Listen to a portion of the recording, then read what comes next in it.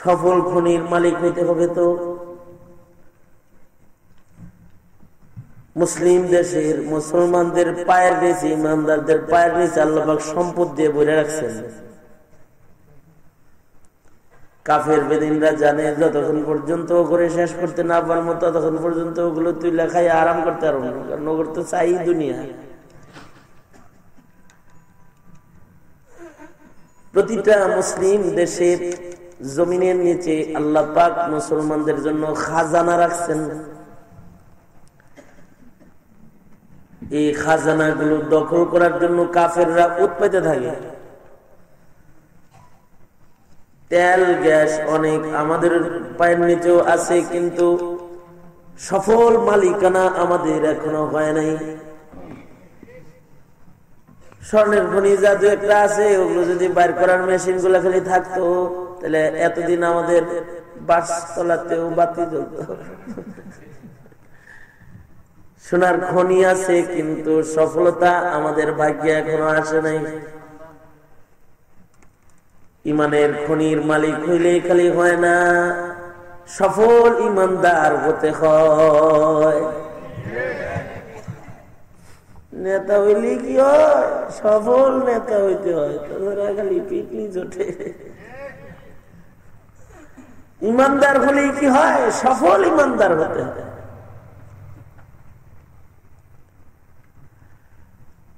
ময়দানে মাহশারেও সফল মুমিন যারা, তাদের টেনশন নাই, টেনশন ফ্রি। কিন্তু যেগুলো সফল মুমিন না, এগুলো জাহান্নামের আগুনে জ্বলবে। ঈমান থাকার পরেও এদেরকে জাহান্নামের আগুনে নিক্ষেপ করা হবে। এ কারণে ময়দানে মাহশারে ডানাতেও আমলনামা হবে, বামাতেও আমলনামা হবে। সবাই সফল মুমিন না, এর ভেতরে কিছু কিছু মুমিন আবার এমন দাঁড়াবে হাশরের ময়দানে যারা সুপার সফল মুমিন। হাদিসে পাকে আছে, আল্লাহর রাসূল বলেন, ওই মুমিনগুলা বিনা হিসাব আল্লাহর জান্নাতে প্রবেশ করবে। এক নাম্বার সফল মুমিন বিনা হিসাব আল্লাহর জান্নাতে যাবে। শুধু দুনিয়ায় সফল না, কবরেও সফল, মিজানেও সফল, হাসরেও সফল, সব জায়গায় সফলতা। এই হাদিসে পাকে আল্লাহর রাসূল বলেন, ময়দানে মাহশারে ঈমানদারদের বিশাল একটা জামাত বিনা হিসাব সফলতার সাথে ফেরদৌস জান্নাত দখল করবে। আল্লাহর রাসূল বলেন, সাহাবীরা জানো ওই জামাতটা কত বড় হবে? আল্লাহর রাসূল বলেন, হাদিসে পাকে আল্লাহর নবী বলেন, ৭০,০০০ মুমিনের একটা কাফেলা বিনা হিসাব আল্লাহর জান্নাতে প্রবেশ করবে। সুবহানাল্লাহ। ভালো করে বুঝতে পারছেন না নাকি? নিচে নাইবা বললাম, নিচে নাইবা বললাম। আওয়াজ করে উচ্চ আওয়াজে সমস্বরে সকলে মিলে চিৎকার করে জবান ভরে বড় করে বলেন সুবহানাল্লাহ। জোরে করে বলেন। সুন্দর হয়েছে না? আগে মেরা হয়েছিলেন কে? শাহজালালের দেশের লোক রাগ হয়েছে। আপনারা রাগ হলে যাবো কার কাছে? রাগ হইন না।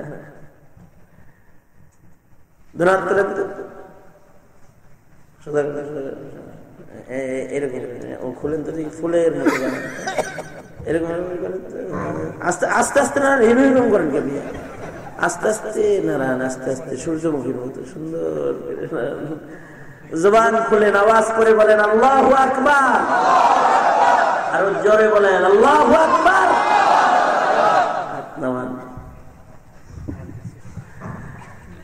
মুহতারাম মুহাজিরিন,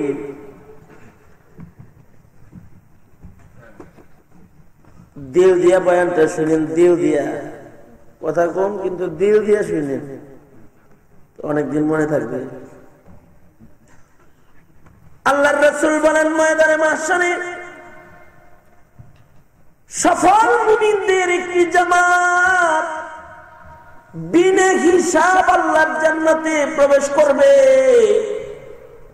যার সংখ্যা হবে 70,000। 70,000 মুমিনের কাফেলা বিনা হিসাব আল্লাহর জান্নাতে যাবে, যারা নো চেক, নো ইমিগ্রেশন, কোন চেক টেক নাই, ভিভিআইপি। ঢাকা এয়ারপোর্টে ভিভিআইপি গেট আছে। দেশের প্রেসিডেন্টরা যখন আসে পাবলিক ইমিগ্রেশন দিয়ে তারা বেরোয় না, ওগুলো নো চেক গেট, লাল গালিচা বিছিয়ে সিধা বাইর করে দেয়। এরকম লাল গালিচা বিছিয়ে কিছু মুমিন সিধা মালিকের জান্নাতের রাজত্বের ভেতরে প্রবেশ করবে 70,000।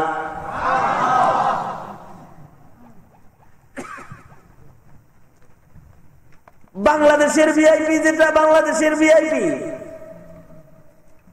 কয়দিনের ভিআইপি? কয়দিনের ভিআইপি? কয়দিনের? আর কোন সীমানা নাই, মরে গেলে শেষ। যে ভিআইপির ভিআইপি সনদের কোন শেষ সীমানা জানা নাই। গত বছর যারা ভিআইপি ছিল এগুলো সব কাঁদতে আছে, কাঁদতে আছে। পুরান ভিআইপি যারা ছিল এগুলো সব কাটা পড়ছে। মাননীয় প্রধানমন্ত্রী মিষ্টি খাওয়ানো দরকার। মেনন ইনুর মতো পাগল ছাগল নাস্তিক মোর্তাকে ভিআইপি থেকে বাদ দিয়ে না,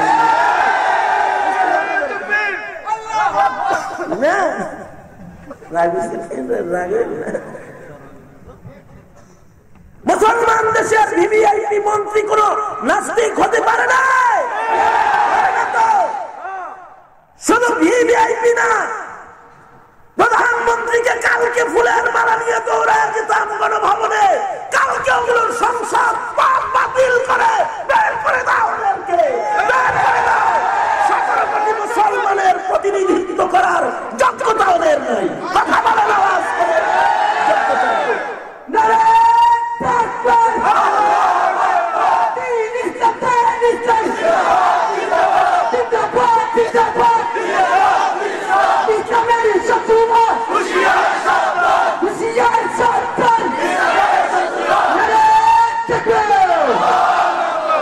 কিছু তকবীর দিয়েছে আর কিছু আরাম করছে, খুব খারাপ।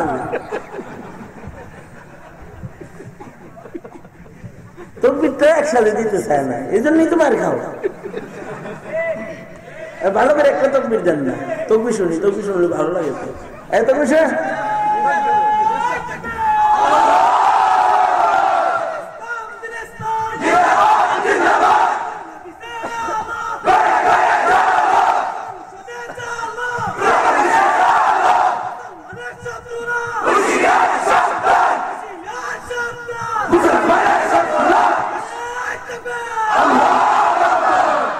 এবার একটা জীবিত তকবীর দিছে তুমি, আলহামদুলিল্লাহ।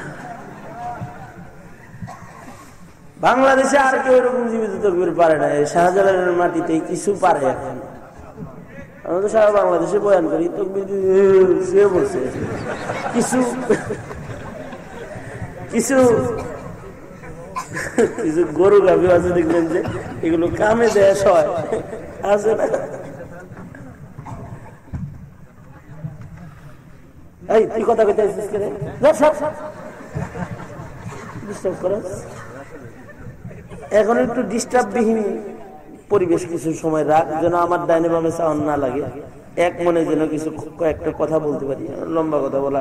আমি তো এমনি মুসাফির, রোগী, অসুস্থ মানুষ, লম্বা ওয়াজ পারি না। এই লম্বা ওয়াজ করতে পারি না দেখি দূরে বেশি আসে। দূরে আইলে পরে এরা কয় হুজুর 2 ঘন্টা 3 ঘন্টা লাগবে, আধা ঘন্টা।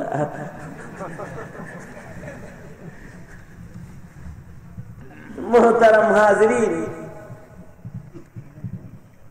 দুনিয়ার ভিআইপি তো আজকে আছে কালকে নাই, আজকে আছে কালকে কাফন।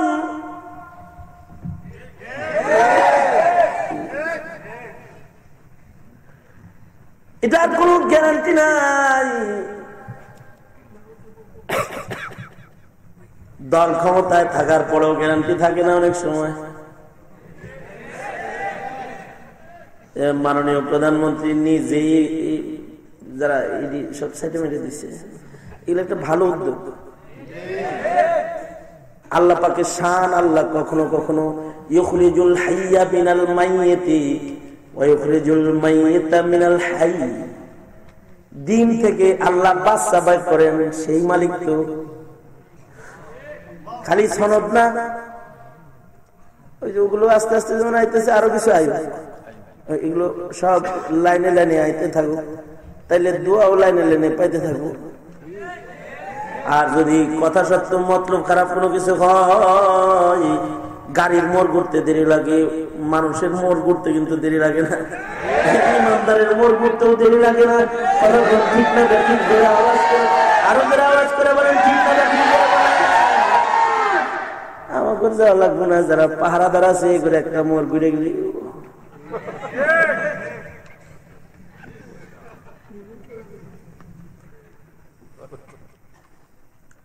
সতর্কতার সাথে ইমানি জীবন সফলতার সাথে পরিচালনা করতে হবে হার হার মুমিনের। তাহলে হবে VIP, no check, no immigration, luggage open করা হবে না, লাকেজের উপরে স্টিকার থাকবে ভিআইপি। লাকেজ নিয়ে যায় বলবে স্যার,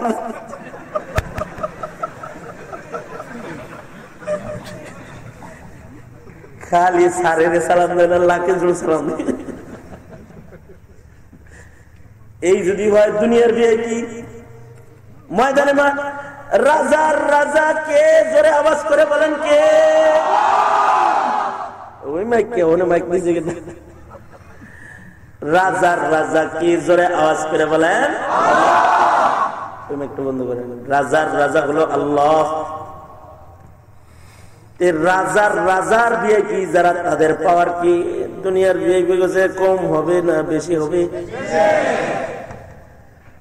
তাদের আমল নামার কোন চেক চেক নাই, আমল নামার সিন্ধুক খোলাখুলি নাই, বিনা হিসাব আল্লাহ পাক জান্নাতের দরওয়াজা তাদের জন্য ময়দানে মাশরে খুলবে। সদাল বলে 70,000 বিনা হিসাব মালিকের দিদারের জান্নাতে প্রবেশ করবে যারা সুপার বাম্পার ভিআইপি, বিনা হিসাব আল্লাহর জান্নাতে প্রবেশ করবে। দুনিয়ার ভিআইপি কি একা চলে? দুনিয়ার ভিআইপি কি একা চলে? একজন ভিআইপির গাড়ির সাথে আরো 200 যায়। ওসি সাহেব রাস্তা বন্ধ করছেন কেন? ভিআইপি যাবে, মাত্র একটা গাড়ি ভিআইপি, কিন্তু বহর ছুটে, গাড়ি ঘুরায় না। কত ভিআইপি? একজন। এত গাড়ি কেন? এগুলো সাথে, এগুলো ভিআইপি। ময়দানে মাহশারে 70,000 ভিআইপি বিনা হিসাব আল্লাহর জান্নাতে যাবে। Attention please.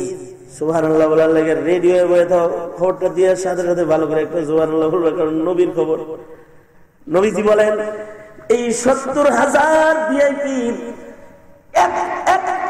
একজন ভিআইপি জান্নাতি বান্দার পিছে পিছে, একজনের পিছে আরো 70,000 বিনা হিসাব জান্নাতে যাবে।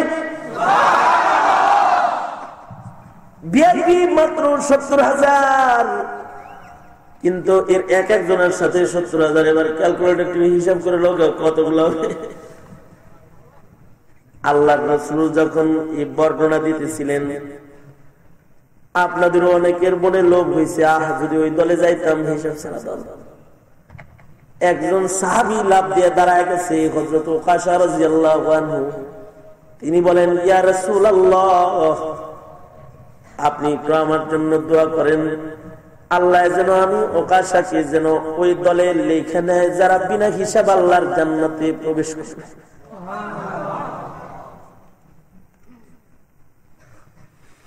এটা একটা আবেগ। এজন্য মুমিনের কাছে আবেগ আছে। মুমিন হাসতেও জানে, মুমিন কাঁদতেও জানে, মুমিন আবেগ জাহির করতে জানে। হযরত ওকাশা দাঁড়ায় বলে, আল্লাহর নবী, ৭০,০০০ যারা বিনা হিসাব আল্লাহর জান্নাতে যাবে, ওগো সরকার, ওগো সরদার, ওই ৭০,০০০-এর ভিতরে একটু আমারে কি একটু আপনি বইলা কবুল করায় দিবেন না? আল্লাহর নবীর কাছে দোয়া চাইতে দেরি করেছি। আবেগওয়ালা মুমিনটার জন্য হাবিবে কিবরিয়া নবী দোয়া করে সনদ তারে দিতে আর দেরি করে নাই। আল্লাহর রাসূল সমবেত সাহাবীদের সাক্ষী করে বলে, ওকাশা, তুমি ওই ৭০,০০০-এর একজন হবে। তুমি বিনা হিসাব আল্লাহর জান্নাতে যাবে।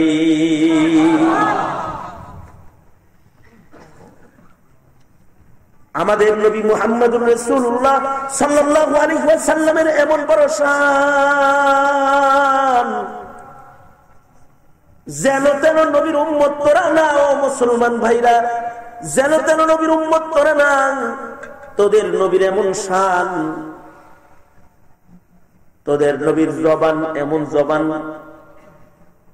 তোমার আমার নবীর জবান দিয়ে যদি আল্লাহর উসুল, আল্লাহর আইনের বাইরেরও কোনো কথা যদি আল্লাহর রাসূলের জবান দিয়ে বাইরে, আল্লাহ ওটাও কবুল করে নেয়।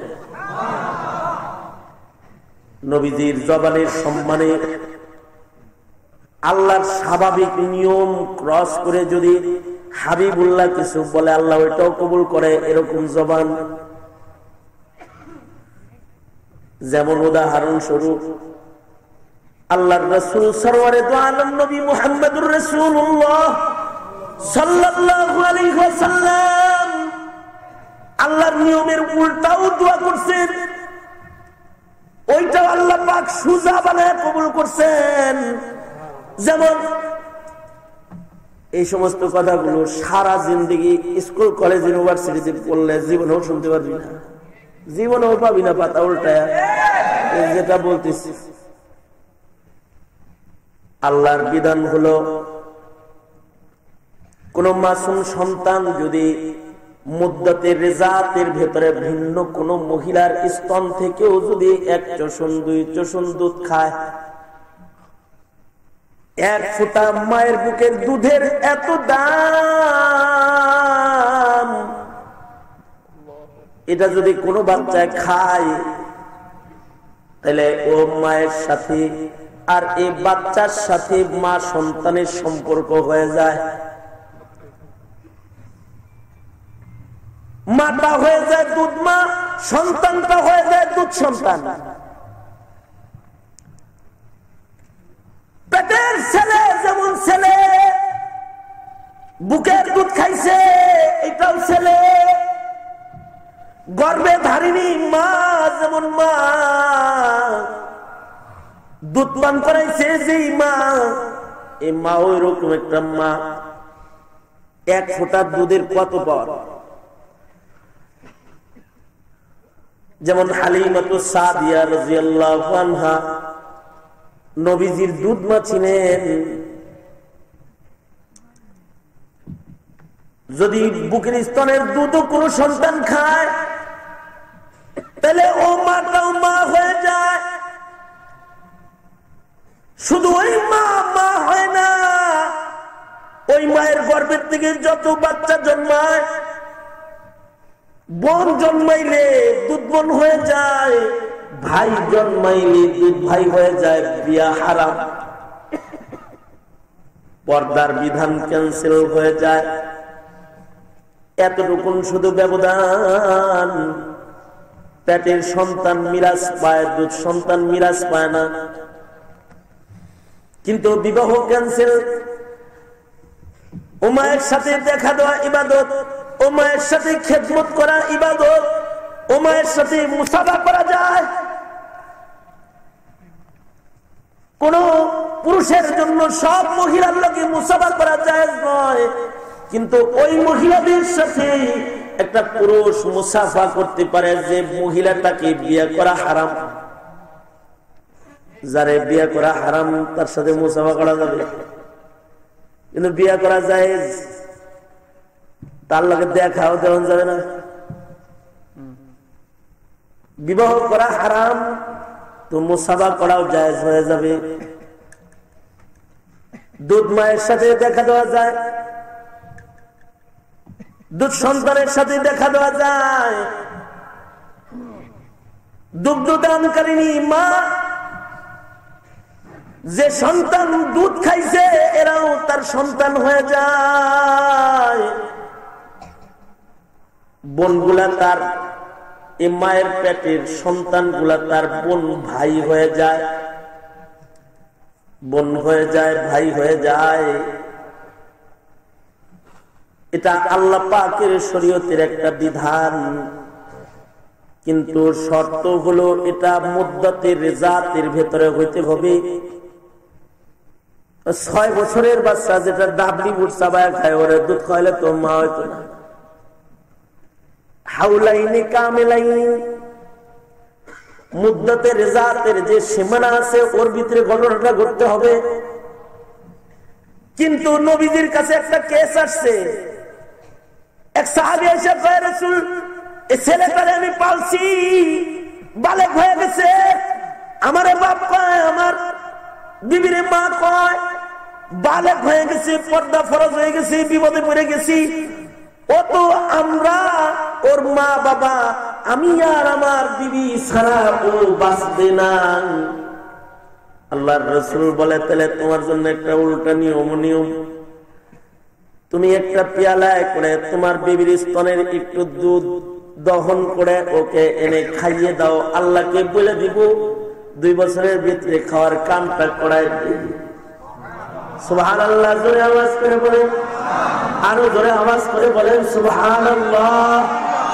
তাহলে যার জবানের এত পাওয়ার, তিনি বলতেছেন, সেই মুহাম্মদুর রাসূলুল্লাহ সাল্লাল্লাহু আলাইহি ওয়াসাল্লাম বলতেছেন, ওকাশা তুই বিনা হিসাব আল্লাহর জান্নাতি একজন। তাহলে কথাটার সনদ কত টাইট। একজন সাহাবী দাঁড়ায় কয়, আল্লাহর নবী আমার জন্য দোয়া করেন।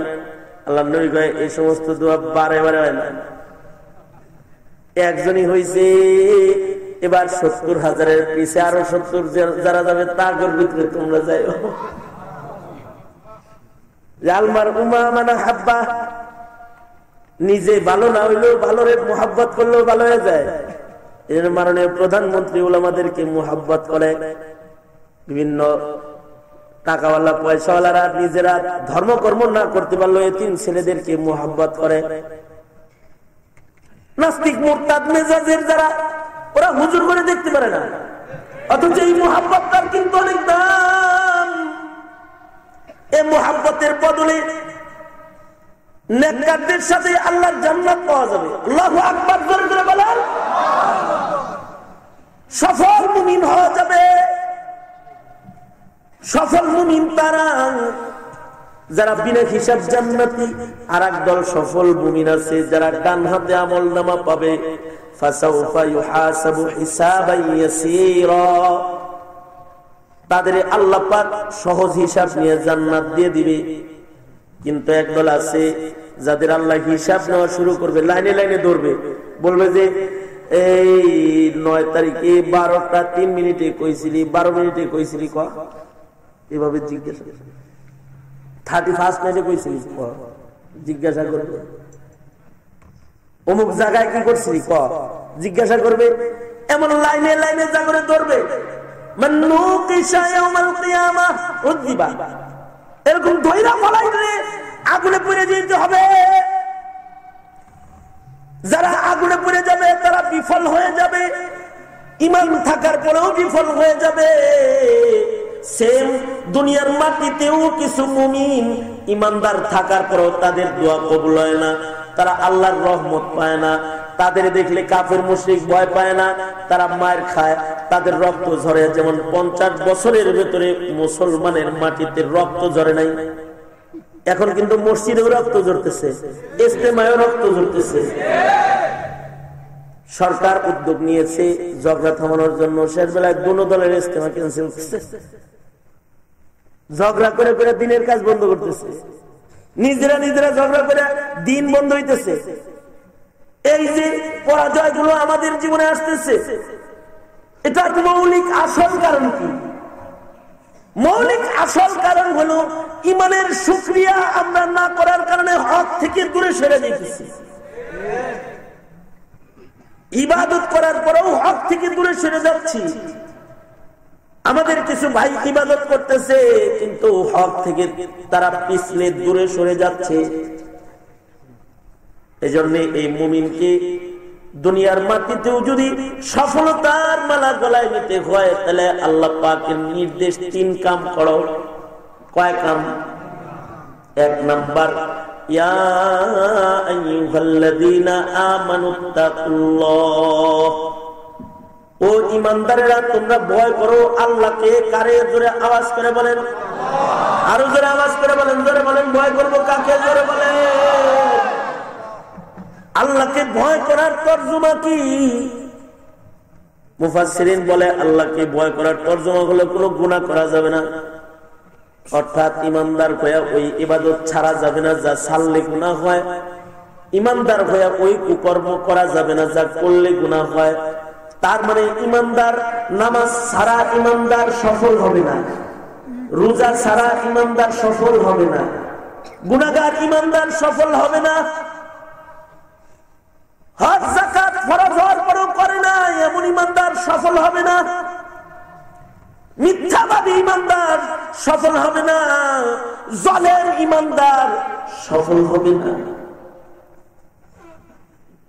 গীবতকারী ইমানদার সফল হবে না, চোর ইমানদার সফল হবে না, ডাকাত ইমানদার সফল হবে না, বেপরদা ইমানদার সফল হবে না।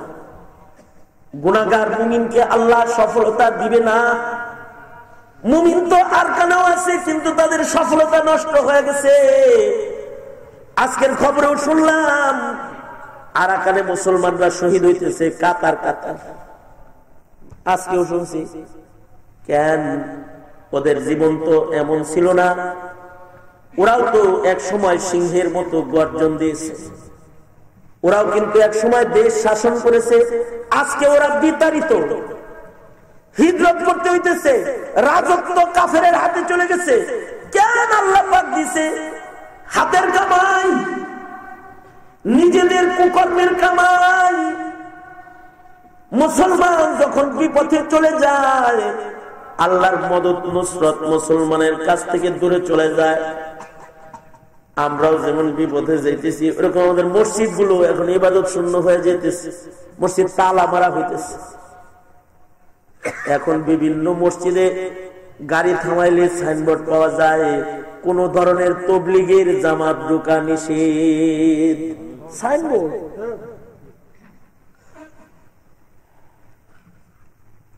এর জন্য আগে নিজে গুনাহমুক্ত হইতে হবে।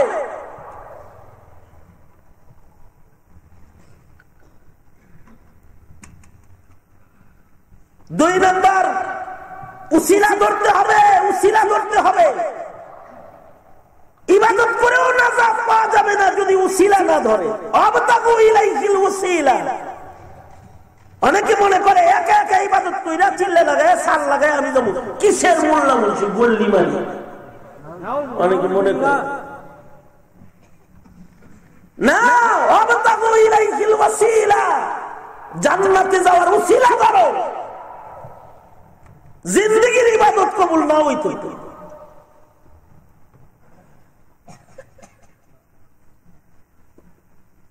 মেহনত করো, আল্লাহর রাহে মেহনত করো। ব্যক্তির জন্য মেহনত না, কার জন্য মেহনত? করে আওয়াজ করে বলেন, আল্লাহর রাহে মেহনত করো, আল্লাহর জন্য মেহনত করো। শিয়াদের মতো মেহনত করো না।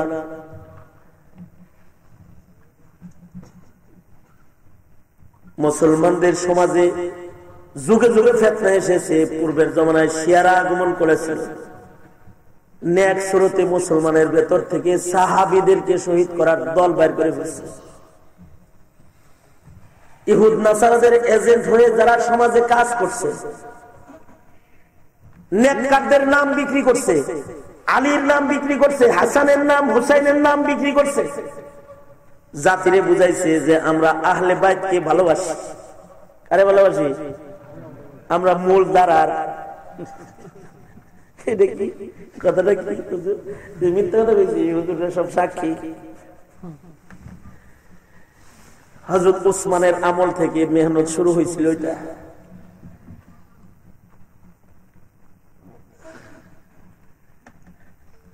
ওই শিয়ারা অবশ্য কাফের শিয়া ছিল না। প্রথম যেটা শুরু হয়েছিল ওরা কাফের ছিল না, তাফজিলিয়া, মানে ওরা ফজিলত বলতো, আহলে বাইতের বলতো, আলী আফজাল, আলীর ঈমান, আলীর মুহাব্বত ঈমান, ফাতেমার মুহাব্বত ঈমান, এগুলো বলতো। তারা আহলে বাইত, তারা নবীর আওলাদ, তাদের ভালোবাসুন না, এই কথা বলতো। মনে হয় যেন আমরা বলি তাদের ভালোবাসা যাবে না, এটা বলি মনে হয় যেন। অথচ আহলুস সুন্নাত ওয়াল জামার আকীদা এটা, যারা আহলে বাইতের সাথে মুহাব্বত রাখবে না ওরা বেঈমান, কারণ ওটাও ঈমান। কিন্তু এই ঈমান, এই মুহাব্বত প্রমাণ করতে যায় তো আবু বকরের গালি দেওয়া যাবে না। মুরি আবু বকর, আবু বকরের নির্দেশ দাও, বলো আমার পক্ষ থেকে আবু বকরের নামাজ পড়াইতে। রাসূল বলছে আবু বকরের ফজিলত আলাদা। আবু বকর নবীর নির্দেশে নবীর মুসল্লার ইমাম।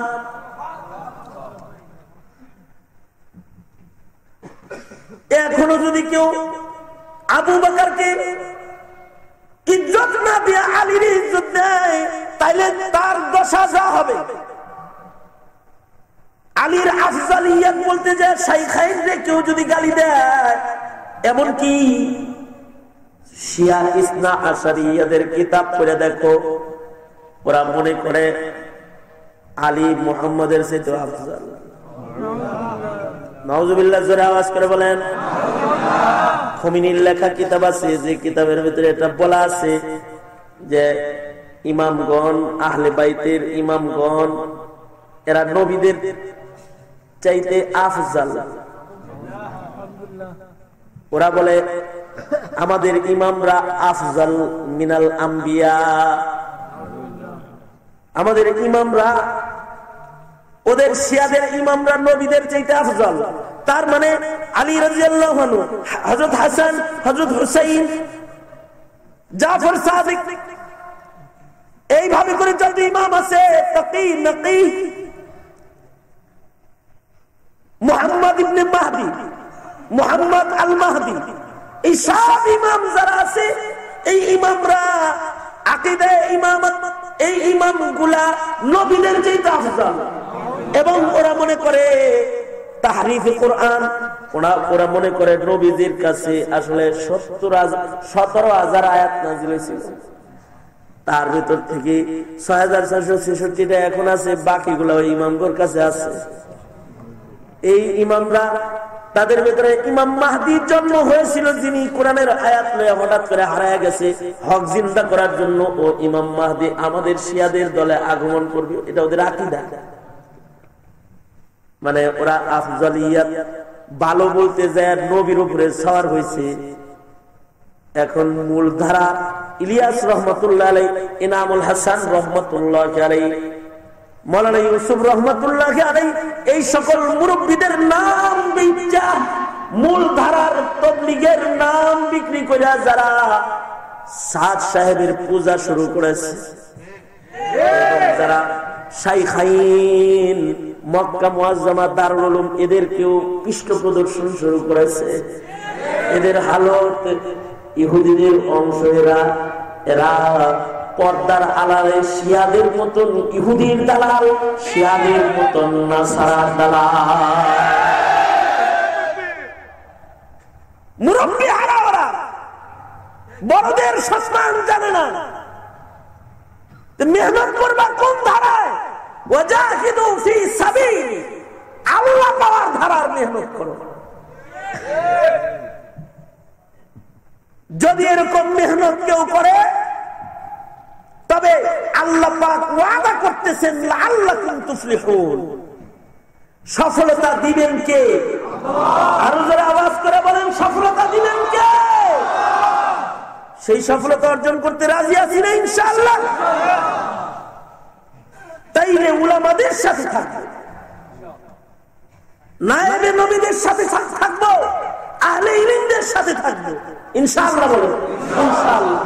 আল্লাহ তুমি তৌফিক দান করো। আমিন। মুহাদ্দিস সাহেব হুজুর আসছিলেন, বলে গেছেন না উলামাদের সাথে থাকতে বলছে না? স্মরণ রাখতে হবে, ওয়াদা করেন আর নামাজ কাজা করব না ইনশাআল্লাহ। জোরে বলেন আর মিথ্যা কথা বলবো না, আর গীবত করব না। মনে মনে ভাবতে পারেন যে হুজুর আপনি হয়তো গীবত করতেছেন, সাদ সাহেবের দোষ কোন? আর এটা গীবত না, এটা ইবাদত। গীবত চিনতে হইব, এই দোষ বর্ণনা এটা গীবত না, এটা হলো উম্মত বাঁচানোর আলোচনা, ইবাদত। আরেকজন যেন বলতে পারে না যায় এটা ইবাদত। এটা মুহাদ্দিসরাও করছে। আল জারহ ওয়াত তা'দীল পড়ো, যাও তাহযীবুত তাহযীব পড়ো, তাকরীবুত তাহযীব পড়ো, পাইবা। সুদা করেন বলেন ইয়া আল্লাহ উলামাদের সাথে থাকবো, ওয়াদা করলাম। আল্লাহ আপনি আমাদের কবুল করেন। জোরে আওয়াজ করে বলেন আমিন। আরো জোরে আওয়াজ করে বলেন আমিন। মোট করেন, ছাড়েন, আবার ধরেন, ধরে রাখেন, ধরে রাখেন, ধরে রাখেন। উলামাদের জন্য কিছু সাদকা করবেন মোনাজাতের আগে, পকেটে দেন। কেউ উঠা বসা করবেন না, সফরের হালতে আছি, দোয়া করবো, দোয়া কামে লাগে। নবীর দোয়া কি ওকাশার মতন নিতে পারবেন? এখন উলামাদের দোয়া নিতে হবে।